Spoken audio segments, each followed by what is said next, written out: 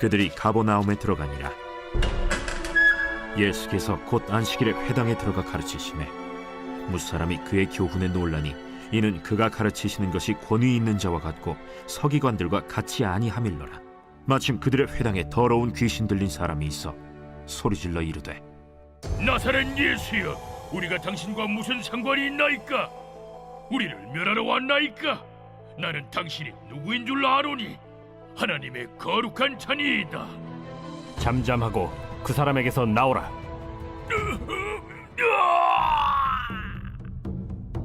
더러운 귀신이 그 사람에게 경련을 일으키고 큰 소리를 지르며 나오는지라. 다 놀라 서로 물어 이르되 이는 어찌미냐? 권위 있는 새 교훈이로다. 더러운 귀신들에게 명한즉 순종하는도다. 예수의 소문이 곧 온 갈릴리 사방에 퍼지더라. 회당에서 나와 곧 야고보와 요한과 함께 시몬과 안드레의 집에 들어가시니 시몬의 장모가 열병으로 누워있는지라. 사람들이 곧 그 여자에 대하여 예수께 여짜온대 나아가사 그 손을 잡아 일으키시니 열병이 떠나고 여자가 그들에게 수종드니라. 저물어 해질 때에 모든 병자와 귀신 들린 자를 예수께 데려오니 온 동네가 그 문 앞에 모였더라. 예수께서 각종 병이 든 많은 사람을 고치시며 많은 귀신을 내쫓으시되 귀신이 자기를 알므로 그 말하는 것을 허락하지 아니하시니라. 새벽 아직도 밝기 전에 예수께서 일어나 나가 한적한 곳으로 가사 거기서 기도하시더니 시몬과 및 그와 함께 있는 자들이 예수의 뒤를 따라가 만나서 이르되 모든 사람이 주를 찾나이다. 우리가 다른 가까운 마을들로 가자. 거기서도 전도하리니 내가 이를 위하여 왔노라. 이에 온 갈릴리에 다니시며 그들의 여러 회당에서 전도하시고 또 귀신들을 내쫓으시더라. 한 나병 환자가 예수께 와서 꿇어 엎드려 간구하여 이르되 원하시면 저를 깨끗하게 하실 수 있나이다. 예수께서 불쌍히 여기사 손을 내밀어 그에게 대시며 내가 원하노니 깨끗함을 받으라. 곧 나병이 그 사람에게서 떠나가고 깨끗하여진지라. 곧 보내시며 엄히 경고하사 삼가 아무에게 아무 말도 하지 말고 가서 내 몸을 제사장에게 보이고 네가 깨끗하게 되었으니 모세가 명한 것을 드려 그들에게 입증하라. 그러나 그 사람이 나가서 이 일을 많이 전파하여 널리 퍼지게 하니 그러므로 예수께서 다시는 드러나게 동네에 들어가지 못하시고 오직 바깥 한적한 곳에 계셨으나 사방에서 사람들이 그에게로 나아오더라. 안녕하십니까. 새해 복 많이 받으십시오. 오늘 함께 마가복음 계속 살펴보도록 하겠습니다. 우리 창세기 하다가 지금 마가복음 1장으로 들어가고 있는데 어떠세요? 갑자기 창세기에서 마가복음으로 오니까 적응이 좀 안 되실 수도 있겠다는 마음이 듭니다. 우리 창세기에는 하나님께서 천지창조를 하시고 또 하나님의 역사를 이루기 위해서 아브라함을 선택하셔서 역사를 이루어 나가시는 그런 이야기들이 계속 나오고 있는데 이 마가복음은 또 어떤 맥락으로 같이 읽으면 좋을까요? 예수님께서 지금 나타나신 것이 아닙니다. 예수님께서는 천지창조를 할 때도 계셨고 그리고 또 1장 앞부분에 나오는 이사야가 예수님에 대해서 이야기할 때도 계셨고 그리고 지금 이 마가복음 마가라는 예수님과 제자들과 함께 생활하시는 이 초대교회 때도 계셨고 그리고 지금 우리에게도 계시고 또 장차 오실 예수님이시라는 것이죠. 그래서 창세기와 마가복음에 나오는 예수님이 동일하다라는 걸 생각하시면서 하나님의 뜻을 알게 되는 그런 좋은 기회로 삼으면 너무 좋을 것 같아요. 할렐루야. 예수님은 전에도 계셨고 또 그때도 계셨고 지금도 계시고 장차 오실 분이십니다. 요한계시록에서 그래서 그렇게 이야기하고 있습니다. 그래서 어느 성경을 읽더라도 우리가 이 맥락을 생각하면서 읽으면 참 좋을 것이라고 생각합니다.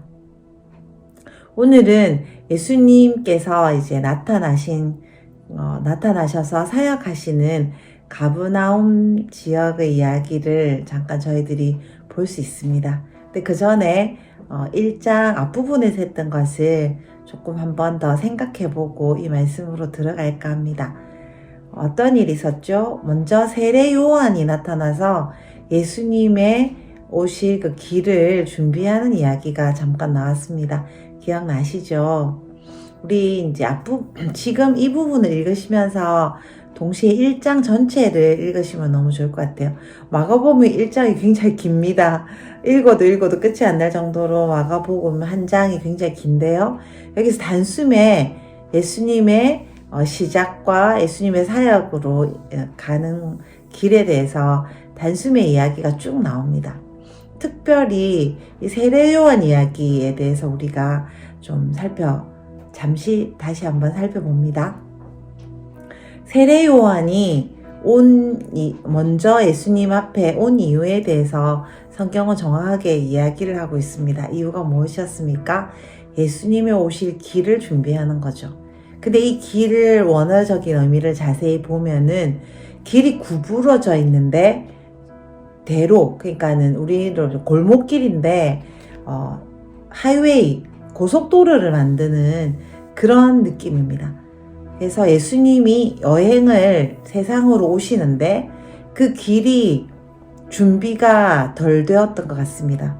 그래서 그 길을 닦아줄 사람, 바르게 구불구불한 길을, 또 좁은 길을 넓게 해줄 사람을 하나님이 선택하셨는데 그분이 바로 세례 요한이라는 것입니다. 요한이 두 분 계시죠.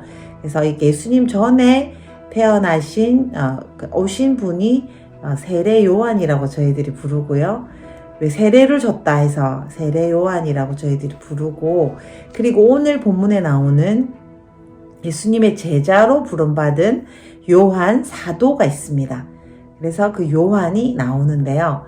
이것에 대해서 잠시 생각을 해볼 필요가 있습니다. 하나님의 아들이 세상에 오십니다. 그죠?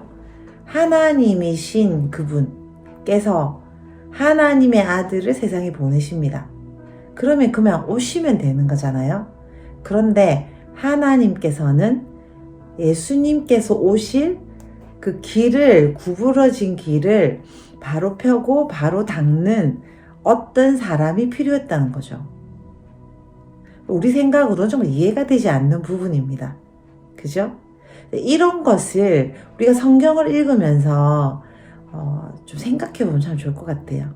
그리고 이 세례 요한은 예수님이 오시고 나서 세례를 받게 하고 나서는 또 좀 있다가 감옥에 갇히고 또 목이 잘려서 돌아가시게 되죠. 그래서 우리가 예수님을 믿게 되고 하나님의 진짜 자녀가 되는 그런 축복을 저희들이 받았습니다. 맞습니까? 그러면 저희들이 신앙을 하면서 생각을 합니다. 어떻게 믿는 것이 잘 믿는 것인가 라는 그런 생각이 들 때가 많이 있죠. 그리고 또 우리가 잘 믿기 위해서 지금도 매일 말씀을 듣고 있을 것이라 생각합니다. 할렐루야. 그런데 예수님을 믿는다라는 것은 내 생각이 바뀌는 것을 의미합니다. 내 생각, 내가 옳다고 생각하고 내가 누구라고 생각하고 내가 가치 있다고 생각하는 그 모든 것들을 예수님 발 앞에 내려놓고 예수님이 생각하시는 것, 하나님이 옳다고 하시는 것, 그것을 내가 옳다고 믿고 그것을 옳다고 여기는 것이 하나님을 믿는 믿음입니다. 할렐루야. 그래서 우리가 신앙생활을 해 나간다라는 것은 내 생각을 계속 주장하는 것이 아니라 하나님의 생각, 하나님의 가치관을 나의 가치관, 나의 생각으로 장착하는 것이 신앙하는 것이라고 생각합니다. 하나님의 아들이 오면 우리가 생각하는 가치관으로는 세례 요한이 필요 없죠. 그리고 세례 요한이 이렇게 이상한 짓을 죄송해요. 이상한 행동을 하는 것을 우리는 사실 용납할 수 없습니다. 세례요한이 어떤 분위기를 원하십니까? 세례요한은 공부도 잘하고 그리고 매너가 있고 그리고 잘생기고 그리고 돈도 많았으면 좋겠습니다. 그런데 여기 나오는 세례요한의 특징은 이상한 옷을 입었고요. 이상한 걸 먹고요. 그리고 이상한 데서 잠을 잡니다. 의식주, 문화 자체가 우리가 생각하는 것과는 굉장히 많이 다릅니다. 어떠세요? 인정하십니까? 그리고 그의 죽음도 우리가 생각하고 기대하는 상을 받는 그런 죽음은 또 아닙니다. 모두 세례요한처럼 살 필요는 없습니다. 하지만 하나님께서 우리의 심장 깊이 새겨주신 사명의 자리가 있습니다. 그 사명, 그것이 무엇인지 우리가 계속 주 안에서 발견해 나가는 것이 우리의 삶의 여정이고 우리의 믿음의 여정입니다.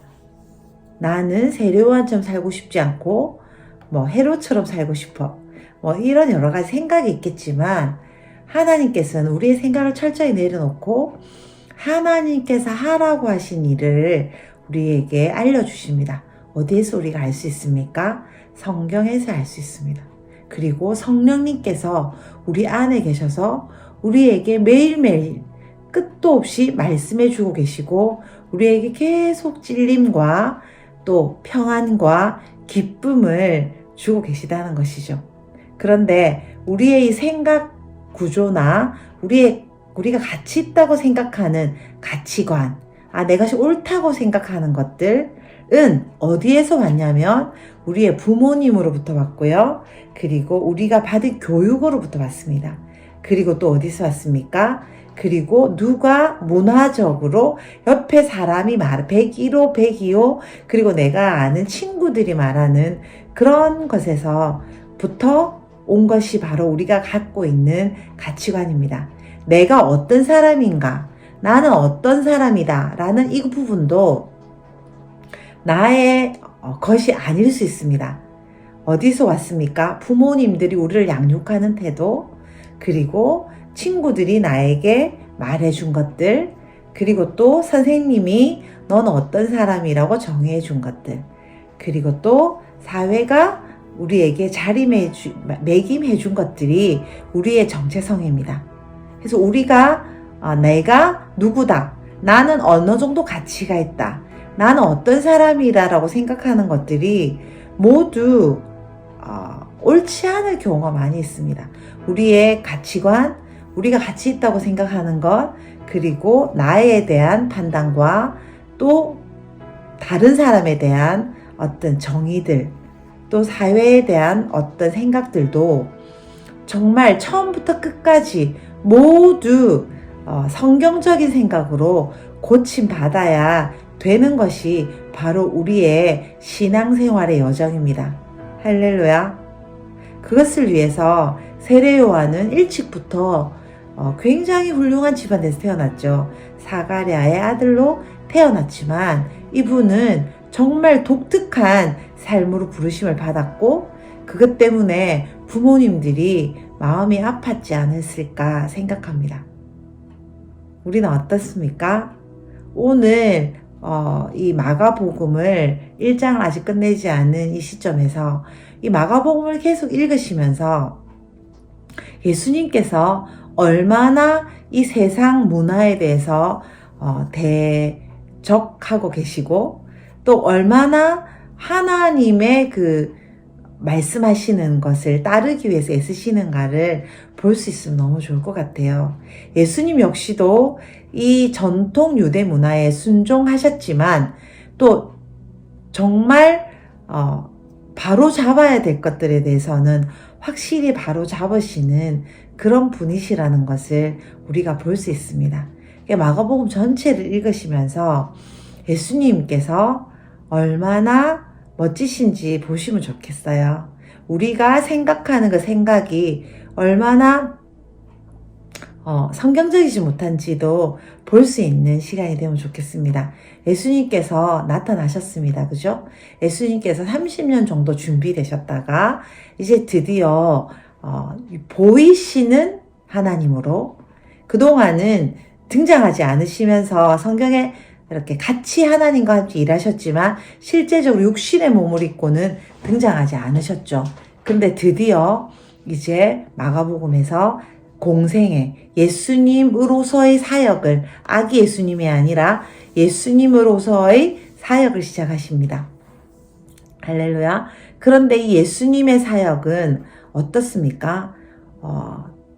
오시자마자 세례를 받으시죠. 하나님의 아들이 왔는데 세례를 주어야 되지 않습니까? 그런데 하나님의 아들인 예수님의 사역의 첫 번째는 겸손하게 요한으로부터 세례를 받는 것으로 시작합니다. 그리고 홀련히 사막으로 옮겨져서 40일을 거기서 천사들의 수종들을 받긴 하지만 금식하시면서 공생애를 시작하시는 것을 볼 수 있습니다. 그래서 히브리서 5장에 보면 그는 고난을 받으심으로써 순종함을 배운다고 이야기하고 있습니다. 예수님이 어떻게 이 하나님의 아들로서의 사역을 시작하십니까? 고난을 받으십니다. 그리고 겸손함을 배우십니다. 요한에게 세례를 받으시고요. 그리고 앞에 이야기를 잠시 드리면 우리가 잘 아는 것처럼 30년 동안 부모님께 순종하는 시간을 가집니다. 그리고 어머니의 자궁에 착상되고 정말 사람이 태어나는 똑같은 방식으로 출산되는 그런 것까지 경험하고 처음부터 30살이 되는 것이 아니라 어린 시절을 계속 보내면서 젖을 먹고 죽을 먹고 그리고 밥을 먹고 그리고 어린이 시절을 지나서 청소년 시절을 지나서 어른이 됩니다. 그리고 30년이 되도록 이 공생애가 시작될 때까지 육신의 부모님을 섬기면서 직업을 가지고 돈을 버는 것을 저희들이 추측할 수 있습니다. 어떠세요? 우리가 생각하는 예수님의 등장과 정말 많이 다르죠. 우리가 믿는 하나님을 믿는다라고 하는 생각하는 것과 우리가 지금 신앙생활을 하는 것과는 어떻습니까? 우리가 알고 있는 그 모든 생각을 교회에 적용하고 싶어 합니다. 그리고 우리는 우리가 아는 그 모든 희망을 신앙생활에 적용하고 싶어 합니다. 그리고 하나님을 우리에게로 끌어당겨서 하나님에게 지시하고 하나님에게 일을 시킵니다. 예수님 이것을 하십시오. 예수님 이것을 해주십시오. 그렇지만 예수님께서는 본인이 스스로 고난을 받으심으로써 순종함을 배우는 겸손한 모습을 우리에게 보여주시는 것을 볼 수 있습니다. 지금 여기서도 예수님이 오셨으면 천하를 제패하시면 되잖아요. 그런데 무엇을 하십니까? 오늘 본문에 보시면은 제자를 픽업하시죠. 다니면서 제자를 고르시는데 오늘 본문에는 4명을 골라요. 그런데 그 제자가 굉장히 공부를 많이 하고 그리고 똑똑한 사람이 아니에요. 그리고 한가한 사람이 아닙니다. 일하고 있습니다. 지금 그물을 정리하고 있고요. 아버지와 함께 배에 있는 사람을 부르십니다. 어떻게 하죠? 와, 굉장히 간단합니다. 설득하지 않으세요. 예수님은 뭐 어떻고 저떻고 나중에는 제자들을 훈련시키시지만 이 단순한 문제에 관해서는 나는 난 너를 사람을 가르치는 사람을 낚도록 가르칠 거야. 와, 이렇게 하면서 사람을 부르시고 제자를 부르시는 것을 볼 수 있습니다. 그럼 예수 하나님의 아들이십니다. 그러면 사람이 왜 필요합니까? 혼자 하시면 되죠. 이것도 하나님의 방법이라는 걸 볼 수 있죠. 하나님의 방법, 예수 그리스도의 방법은 혼자 하시는 것이 아닙니다. 길을 예비한 세례 요한이 필요했던 것처럼 예수님과 함께 사역할 제자들을 뽑는 것을 예수님이 먼저 하신다는 걸 볼 수 있죠. 정말 신기하죠. 우리의 모든 생각은 오염되어 있습니다. 우리의 모든 생각은 세상적인 사고방식입니다. 우리의 모든 생각은 성경으로 다시 고쳐져야 합니다. 성령님의 생각으로 1, 2, 3, 4로 이루어진 것이 아니라 하나님의 시간 순서대로 우리의 모든 생활과 모든 시간들이 바뀌어져야 됨을 우리가 오늘 마가복음을 읽으면서 알 수 있습니다. 오늘 예수님은 어떠십니까? 예수님은 이 제자들과 함께 이제 가버나움에 들어가십니다. 가버나움은 어디 있습니까?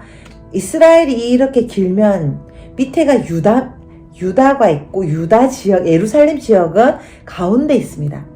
그리고 북부 지역, 위쪽 지역에 갈릴리 호수가 있는데요. 디베랴 바다라고 하는 그 근처에 있는 마을이 바로 가버나움입니다. 갈릴리 지역 안에 있는 것이 가버나움이라는 곳입니다.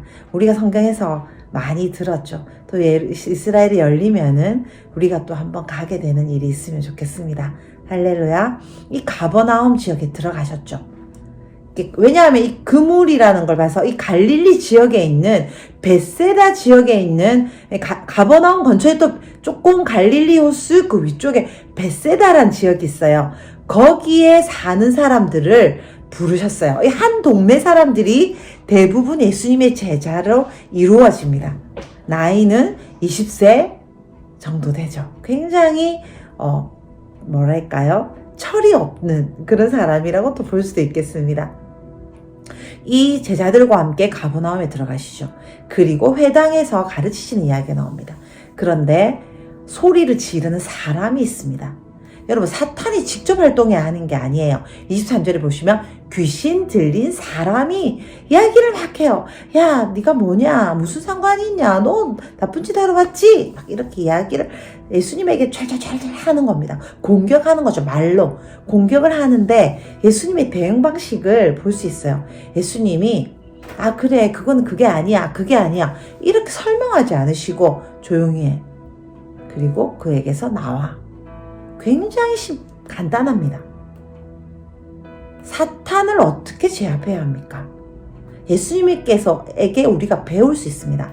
사람에게 사탄이 들어가서 역사할 수 있다는 걸 우리가 알아야 합니다. 그리고 그 많은 말들이 우리를 힘들게 할 수 있다는 걸 알아야 합니다. 이때 많은 사람들이 이 말을 듣고 있었을 것입니다. 그런데 예수님께서 설득하고 여기서는 그렇게 하지 않으셨고 사탄을 대적할 때는 조용히 해. 그리고 뒤에도 보시면 사탄이 34절에 보면은 말 많이 하는 걸 허락하지 않아요. 사탄이 말하는 것을 우리가 듣고 있을 필요가 없다는 것을 볼 수 있어요. 쓸데없는 말, 사탄이 하는 말이라고 생각되는 그 말을 계속 들으면서 귀를 내줄 필요가 없다는 것을 예수님을 통해서 우리가 또 볼 수 있습니다. 어떻게 하면 됩니까? 조용히 해. 거기서 나와. 사탄을 제압하는 권위가 우리에게 있어야 된다는 거죠. 그리고 또 그 다음에 이제 해당에서 나오셔서 시몬과 안드레 집으로 들어가셨는데 장모님이, 그러니까 베드로 시몬이죠. 베드로의 장모님이 아팠어요. 그런데 그때 어떤 일이 또 있었나요?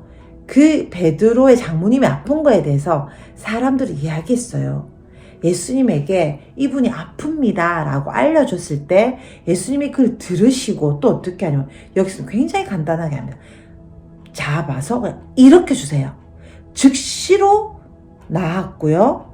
그리고 이 장모님이 예수님에게 바로 유익이 되는 행동들을 하게 되는 것을 저희들이 바로 볼 수 있습니다. 그러자 이 앞에 일, 두 가지 일이 있는데 회당에서 사탄을 쫓아낸 일과 그리고 장모님을 고친 일, 이 두 가지 일 때문에 소문이 많이 나게 되죠. 그래서 문 앞에 많은 사람들이 모이게 됩니다. 그리고 이 소문이 결국은 많은 사람들을 모았고 이 사람들은 모두 고침을 받게 되죠. 그래서 소문이 나는 것이 참 중요하죠.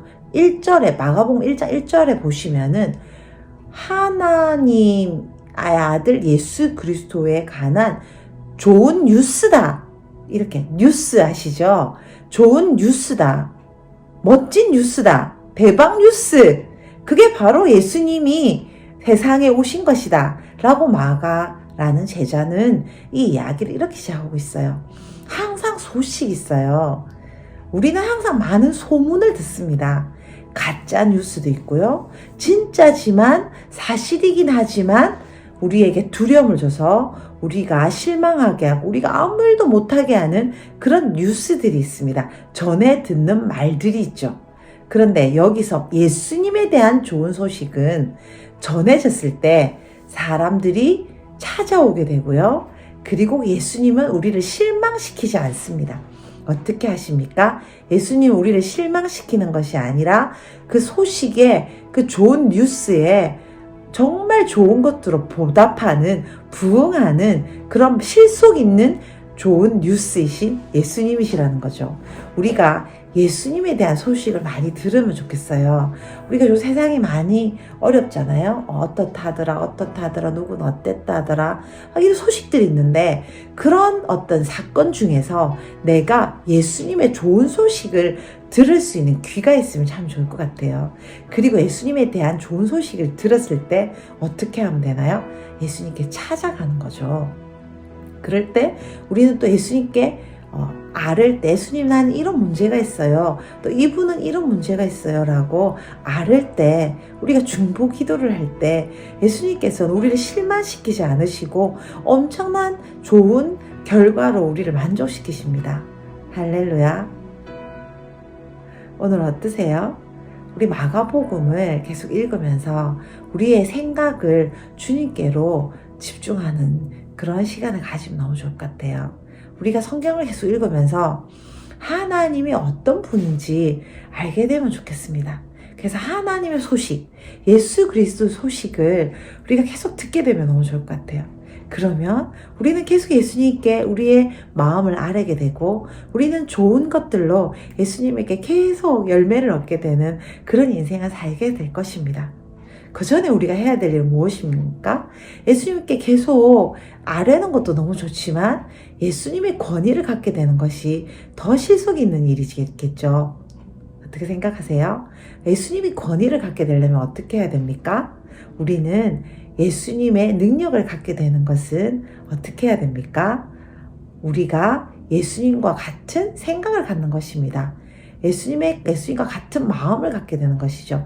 예수님과 함께 정렬되는 것입니다. 할렐루야. 그래서 우리의 일을 하는 것이 아니라 하나님이 하라고 하시는 일을 하시는 것입니다. 할렐루야. 예수 그리스도도 그런 삶을 사셨습니다. 말 한마디도 하나님이 하라고 하는 말만 했습니다. 하나님이 하라고 하시는 일을 하기 위해서 기도했어요. 어떠세요? 우리는 어떻게 기도를 하죠? 이 다음 날 우리 내일 말씀이 예수님께서 기도하시는 말씀이 나오는데요. 한적한 곳에 가서 기도를 하시거든요. 예수님이 왜 기도를 하십니까? 하나님이 어떤 일을 우리에게 하라고 하시는지 알기 위해서 기도하는 겁니다. 그렇게 기도할 때 너무 사역이 쉬운 것입니다.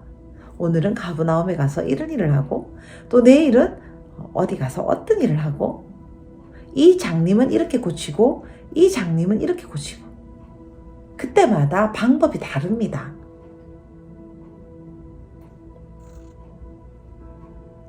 우리 인생도 이렇게 재미있고 쉬울 수 있습니다. 내 인생에 열매를 많이 가지고 싶죠.